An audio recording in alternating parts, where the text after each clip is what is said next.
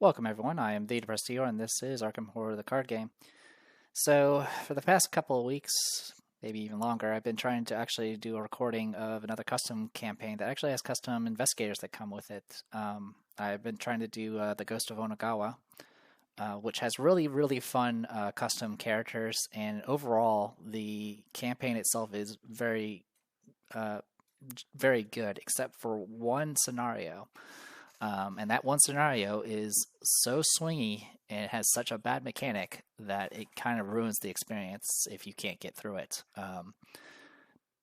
I won't go into too much details, but it's essentially the rally deck for those who are familiar with the campaign. But the way the rally deck works is essentially the scenario itself draws its own encounter card that you can't ward or negate in any way, and it kind of applies like a general global effect. And one of those global effects literally can just wipe out all the monsters on the field and put one doom on the agenda for every non-elite monster removed that way.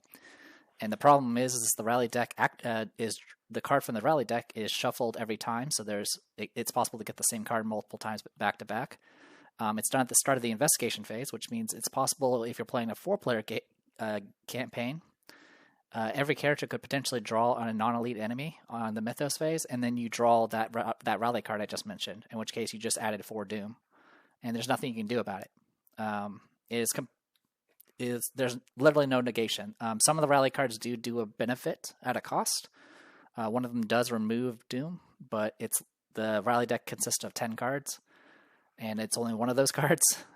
Like I said, it's just completely swinging. You may go through the entire campaign, the entire scenario without running into anything bad, or you can just lose, and you don't have any control over it. And losing, dooming out in that one does defeat you. So if you happen to be doing Karen's Obol or the Great Work, you kind of just get screwed completely out of your control. The rest of the campaign, if you can at least manage to get through Scenario 4, everything else is really good. Scenarios 1 through 3, and then the other ones I played. I didn't play the last one. The first time I tried recording the campaign, I unfortunately realized I made a huge mistake throughout the entire campaign and decided to start over for the most part. But yeah, once I got to Scenario 4 again, I realized the biggest issue. And it sucks that like a single mechanic can kind of just screw you over. Because like I said, the rest of it's really fun. And the investigators themselves are a lot of fun. I got to play like a combination of investigators that really work well with Bless. So I got to see what the Bless archetype can do, and unfortunately, once I hit that card I mentioned, and I ended up gaining 4 Doom, and there's literally nothing I could do about it. And I was just like, wow, cool. I have Karen's Obol on one character, and I have the Great Work on the other. And you may say, don't play with those cards, but the risk is supposed to be something you can control, where it's like, okay, maybe, I have to be careful about not dying and stuff, but I can't do anything about a rally deck that can put 4 Doom onto the agenda without me stopping it. And like I said, it happens after the Mythos, which means you can't just say kill the monsters, because the monsters could literally spawn that turn. So, yeah, that was a little upsetting.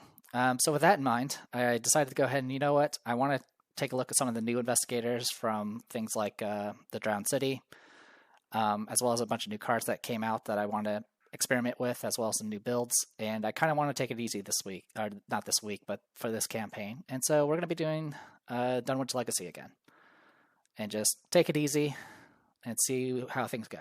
So we're going to be playing two-handed as always. I always play on easy difficulty, no taboo, and we're going to be trying a few things different. I'm going to be playing with Zoe Samaras and Agatha Crane.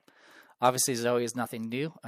You've seen, if you've been watching this channel, you've seen me play her multiple times. She's a lot of fun. She's rather good for a thug. Probably her only weakness is her 4 fight. So you have to kind of make up for that last point in some form or fashion.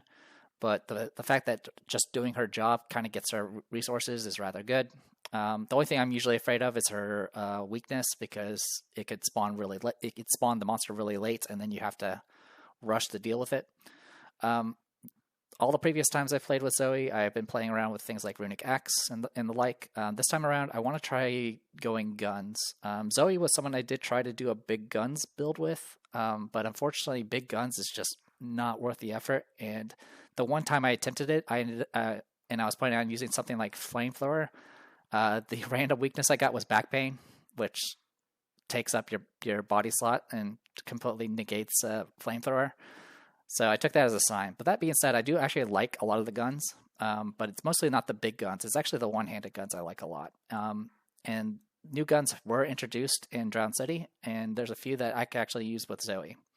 So this will be my attempt to try that. So let's go ahead and go over this. I do have In the Thick of It. I do have the Great Work. Both Agatha and Zoe do have access to the Great Work. I opted to have Zoe have the Great Work since it's unique, so she can get as much XP as possible. We do have Down the Rabbit Hole as well. We do have a custom card, but it's not Runic Axe. It's actually something different. All right. Besides that, let's go ahead and dive in. All right. So our random weakness is just Haunted, which is just -1 to all skills. Can be painful, but at least it's something that's easy enough to get rid of. So the big thing here is no Runic Axe. So I have to use other weapons instead to kind of make up for that. I have some 45 automatics, which are one-handed, pretty staple. I really like the 45 automatic. I even like the upgraded version. It's just really hard to find opportunities to actually upgrade it, though. But the other thing she gets access to, she does have 5 splash cards that could be any level 0 color. And two of them I've spent on the Great Work and the Down the Rabbit Hole. One of them I spent on Artistic Inspiration, which is a new card that was introduced. 2-cost talent, commits for a wild, limit 1 per investigator, uses 1 inspiration. As a lightning bolt, you can exhaust it and discard 1 card from your hand to replenish 1 inspiration on this card. And then as a reaction, after revealing chaos tokens for a skill test you are performing, spend 1 inspiration. You can get +1 or -1 skill value for this test. So this is amazing. The key thing here is the fact that you can activate it after seeing what chaos token you're drawing. So in some campaigns where you want to be 4 up to make sure you pass the test, with this you can kind of just be like, you know what, I can just go 3 up, and if something goes wrong, I can always pop the Artistic Inspiration.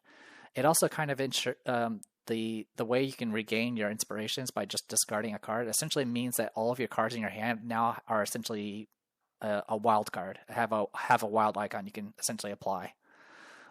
So yeah, very good. The remaining 2 splash cards are rogue cards, and this is another new card that was introduced with the Drowned City, which is the Lugger P08.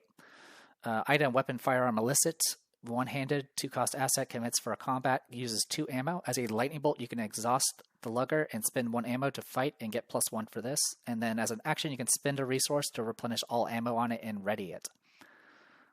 Oh, I didn't even realize it readies it too. That's so good. All right. So what makes this really good is the fact that it's a lightning bolt action. It does only do 1 damage, but this is literally a free action to shoot a cultist and just kill them and keep going along your way. And you can always find other ways to get damage, such as Vicious Blow or drawing the Elder Sign with, in the case of Zoe. Or you can just, buff it up with some other things like custom modifications, or I don't know if Enchant Weapon works or not. But yeah, Lugger is a really good weapon that I've been trying to make work. And the fact that you can replenish the ammo on your own is also very useful. You can literally have 1 in each hand and just free action shoot twice, and then just kind of keep doing whatever with your rest of your actions, which is kind of interesting. As mentioned, I do have In the Thick of It.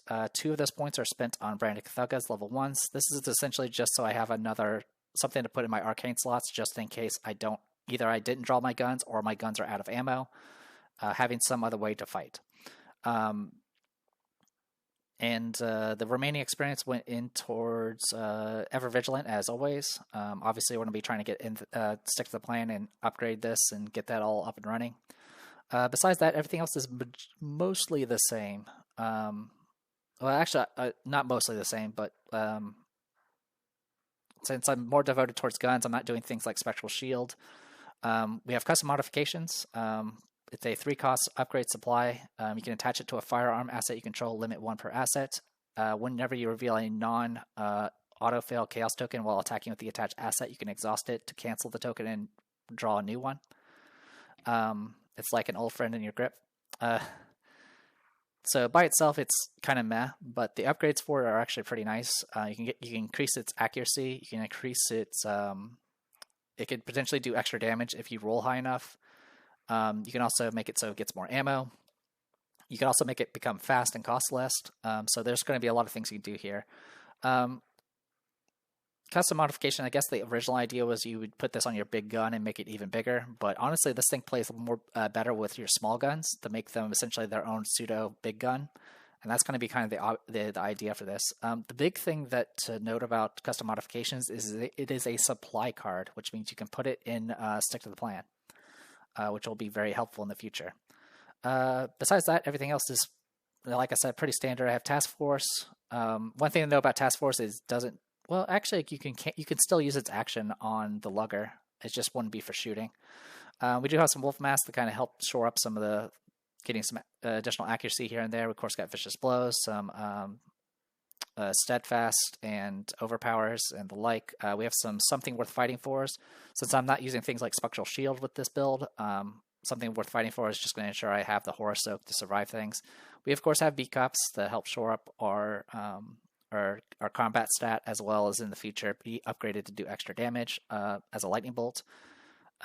Everything else is pretty, like I said, pretty standard. We got Safeguard, Stand Togethers. Obviously, I'm going to be upgrading these Stand Togethers as soon as I can. And yeah, everything's standard. Zoe's Cross and her exclusive are just the base version, so nothing new on that front. Okay, so with all that said and done, let's go ahead and go to Agatha Crane. So Agatha was a kind of a character when I initially saw what she was all about, I was kind of not interested in her. But after watching Playing Board Games video on about her deck building and then kind of expanding it from there, I do kind of see some potential there that I can play around with. I do have Down the Rabbit Hole for her, no In the Thick of It or anything like that. Starting with 2 physical trauma for her. All right, Agatha Crane, the parapsychologist, Miskatonic scholar, 4 willpower, 4 intelligence, 1 combat, 3 agility. As a reaction, when your turn ends, if you sealed, canceled, or ignored 1 or more chaos tokens this round, you can play a spell or insight event from your discard pile. After that event resolves, remove it from the game. As her Elder Sign is +2, and you may cancel this token and draw another in its place if you do draw 1 card, which can also mean you can activate that reaction at the end of your turn. Has 6 health and 8 sanity. So yeah, her ability is really interesting. The key words, of course, are event. You can't do it with assets or anything like that, but this is a lot of the good secret cards are insights, and there's even a couple of good mystic insights as well. And then, of course, there's some decent spell cards out there. Her deck building, 35 card size, so she does have a larger deck. Seeker 0 to 5, Neutral 0 to 5, Insight 0 to 3, and up to 10 other level 0 mystic cards. She has the Ocular Obscura as her exclusive, Glimpse of the Void as her weakness, and then a random basic weakness. With degrees in mathematics and psychology, Agatha Crane has always placed a premium on evidence-based science. In her youth, she cared little for ghost stories, but mounting evidence has led Agatha to conclude that there is an unmistakable truth to the tales of monsters and magic that permeate Arkham's history. If these things are real, then they must obey consistent rules, as she will explain to anyone who listens for long enough. And as her husband Wilbur has heard many times, this new field of study is called parapsychology. With tried and true scientific methods, Agatha seeks to bridge the gap between the mystic and the rational, between occultism and science. So yeah, her deck building is really interesting. Probably the most interesting aspect about Agatha Crane is you actually have 2 options with her. There are 2 versions of her. One of them is Seeker and the other one is Mystic. Their stats and ability are all the same, I believe.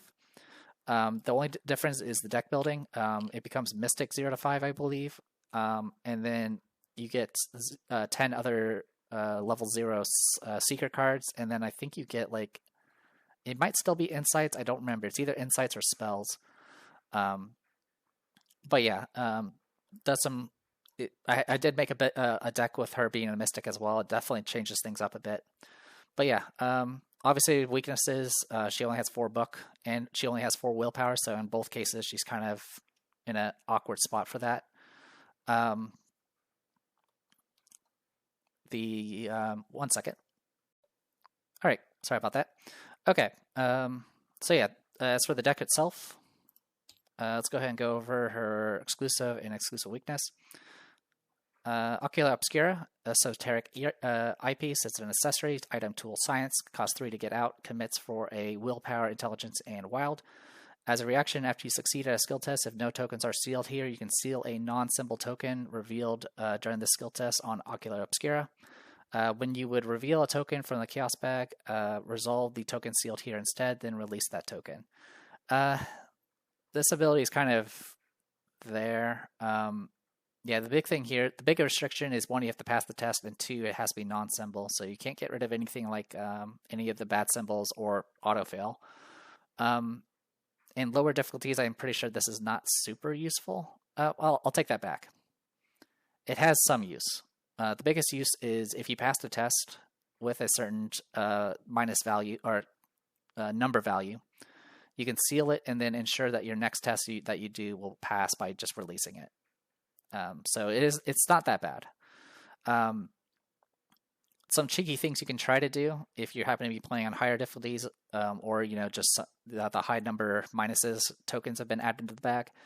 You can always try to ensure that you pass that and then seal it and make sure it's like one of your last things you do for the round, for her turn, and then everyone else can go through their turn without having to worry about the -5 until the next time she takes a skill check, which will be kind of interesting. At the same time, though, it does mean that you could potentially you're potentially holding a bomb in your hand with the -5 and things like that. But yeah, it's interesting. The big thing here, of course, is it does give you ability to seal something, which of course means you can trigger her ability, which is probably the main draw for it. Her weakness is Glimpse of the Void. Goes into your threat area. The first time you reveal one or more Chaos tokens, you must reveal one additional Chaos token and resolve its effects. As an action, you can shuffle it back into your deck. The biggest issue for this one is the fact that you can't permanently get rid of it. At best, you could try to discard it by using this ability once you have no cards left in the deck, but even then, your next card draw is going to put it back in the deck when it gets reshuffled. Yeah, this thing just kind of lingers, and there's not much you can do about it. As for our Arena weakness, we actually have one of the new ones from Drowned City. The ones for Drowned City are kind of awful. They're pretty bad to have. They're very similar to those oath cards where you had to like do certain things. If you didn't, you got punished. And these ones kind of did a similar thing. And some of them can be really hard to do, but this one is actually the one that's not that bad. It's actually kind of easy to deal with. Down and Out, Hardship, you put it into your threat area when your turn ends. If you did not take either a draw or research action this round, you take one horror and then you shuffle it back into your deck. As an action, you can either spend 3 resources or discard 3 cards from your hand to discard it. So this one's actually pretty easy to deal with. As for the deck building, so we have 10 Mystic Splash cards. Now, do note that Insight cards don't count towards that splash. Drawn to the Flame is an Insight card, by the way. So that's another way, an easy way to get a bunch of clues. But the rest of them, the Mystic Splash I'm going with is Eyes of the Dreamer. This is literally designed for Agatha. It allows you to, if you spend 1 charge on it, you can literally ignore a token, which will allow you to do Agatha Crane's ability. But essentially, 9 charges lets you use willpower. You use your willpower instead of your intelligence, and then you can spend up to 3 charges to draw that many additional chaos tokens, and then just resolve one of them and ignore the rest.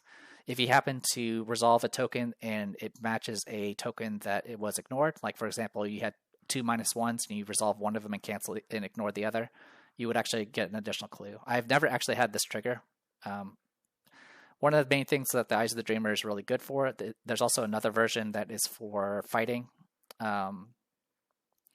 That is the fact they have 9 charges, and it goes really well with Spectral Shield, which essentially lets you just soak hits. Which, speaking of Spectral Shield, 1 cost event, fast. I believe if you've been watching my recent videos, I believe you've seen this already in play.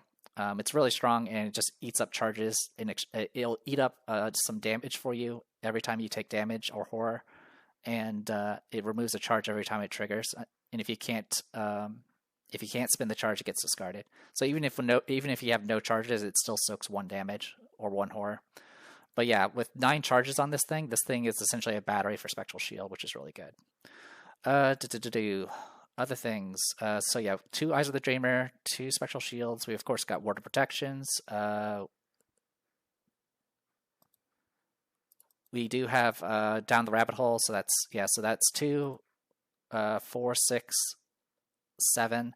Technically, we would have 8 if I was still using Great Work, but that's unique, so I can't.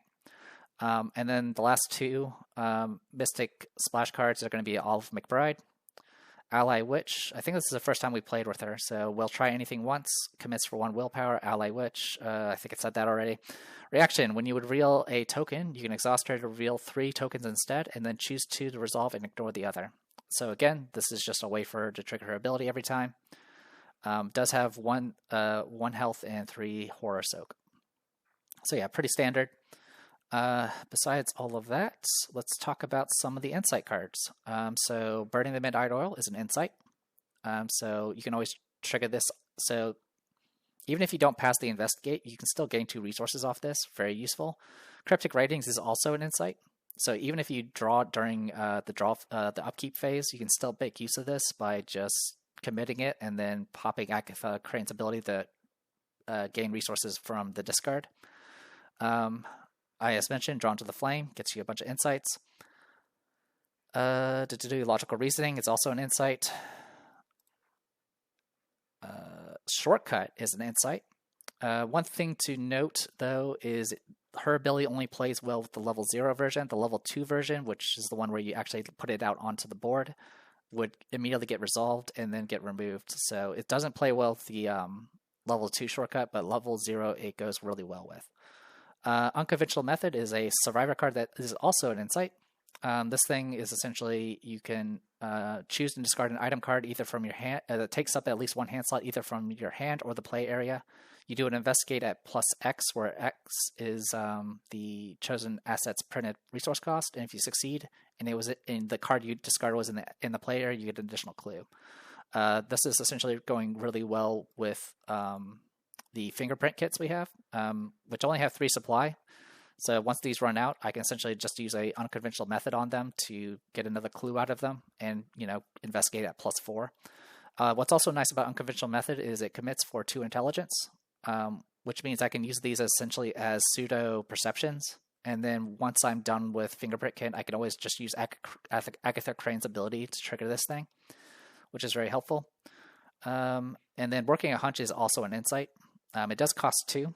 And then there is the Drowned City did introduce an upgraded version of this, which lets you get a clue from any location, which is really helpful.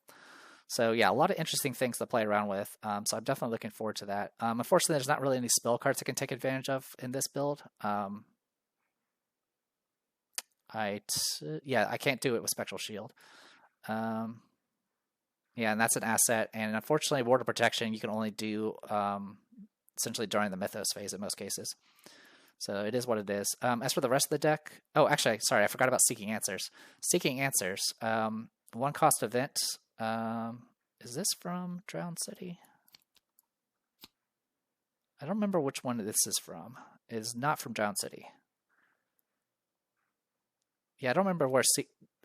Most people don't care much for this card, but it goes really well with Agatha. It's a 1 cost event, commits for a intelligence and agility. Investigate if you succeed. Instead of discovering a clue at your location, you can discover a clue at a connecting location.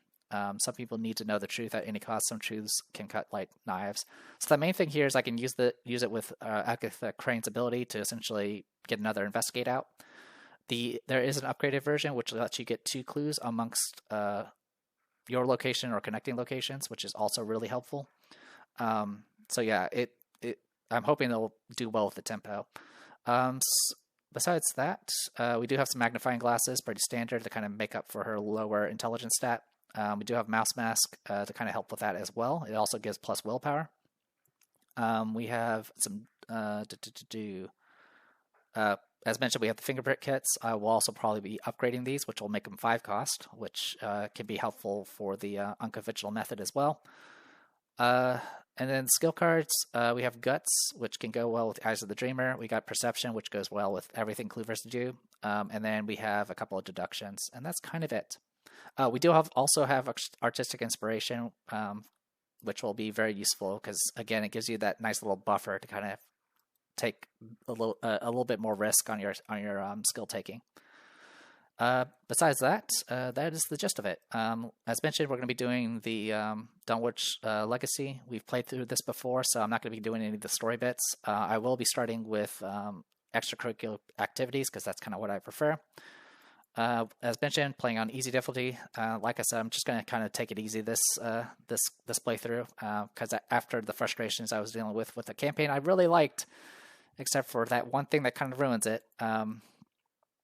I just kind of needed a break. Anyway, I am the Depressed Viewer. This was Arkham Horror, the card game. We're going to be doing the Dunwitch Legacy with Zoe Samaras and Agatha Crane. Zoe Samaras will be our lead investigator. I'll see you guys next time.